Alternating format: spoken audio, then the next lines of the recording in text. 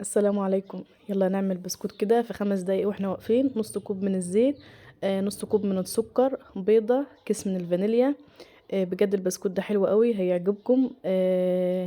يعني من اسهل طرق البسكوت اللي ممكن تعمليها.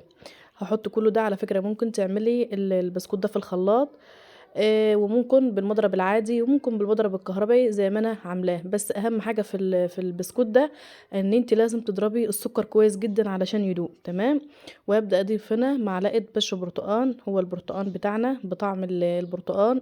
ممكن بجوز الهند، ممكن باي طعم يعني اللي انت حباه. تمام. هبدا بقى اضرب بالمضرب كده. على فكره انا ضربت لحد ما لونه فتح زي ما انت شايفه.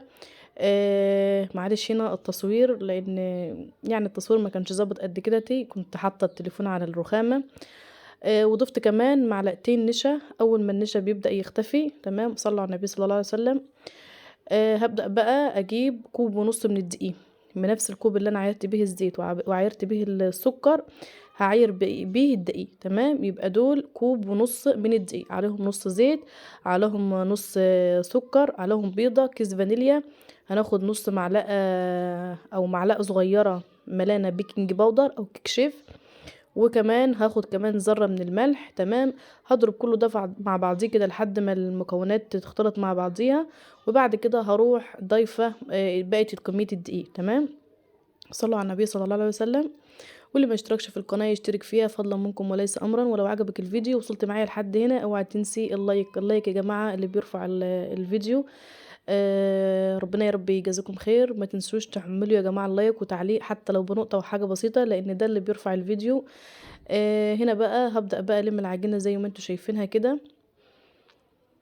هي ما بتعجنيهاش خالص انت، بس لحد ما تلميها بس كل المكونات تختلط ببعضيها تمام.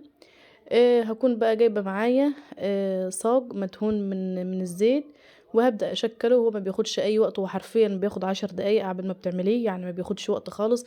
ممكن وانت بتعملي اي حاجه جنبيكي تعمليه، ما بياخدش وقت وما بياخدش خمر ولا الكلام ده كله ده.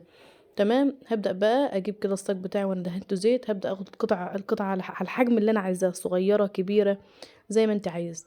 البسكوت ده بأقل الحاجات بتشكليه، مش لازم تشكيلات بتاعة البسكوت او بتاعة الكحك.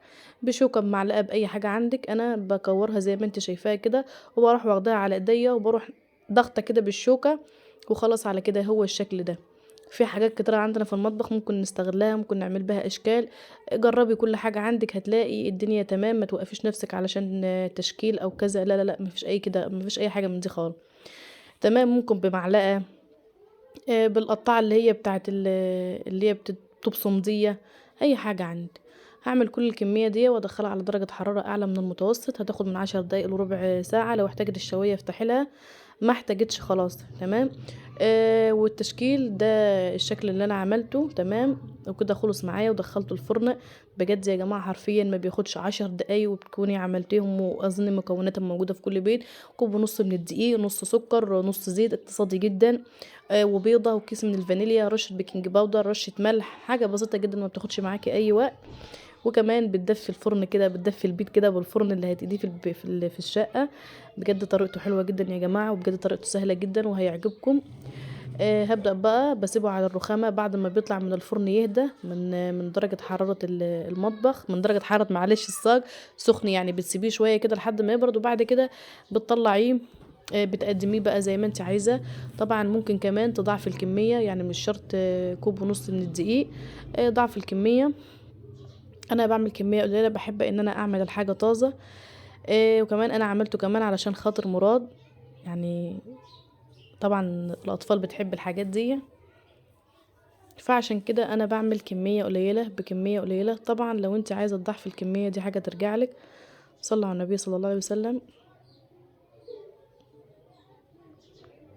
شايفين كمان مستوي كويس جدا من تحت. على فكرة هو واخد لون اجمل من كده كمان، يمكن الكاميرا ظلماه كمان، بس هو والله اجمل من كده بكتير. اتمنى يا رب لو وصلت معايا لحد هنا متنسيش اللايك. ولو ما اشتركتش في القناة اشتركي في القناة، واضغطي على زر الجرس. واختاري كل منها كلمة الكل، علشان كل ما انزل فيديو يوصلك الاشعارات بتاعته. وان شاء الله كده عايزاكي تاخدي مرحلة كده ويعني جولة كده مش عارفة الكلام بتاعي مش مترتب له. تاخدي جولة كده في القناة، وإن شاء الله القناة هتعجبك، ومحتوية إن شاء الله هيعجبك. وكده بعد ما خلصت البسكوت بتاعي، وصلنا هنا لحد نهاية الفيديو.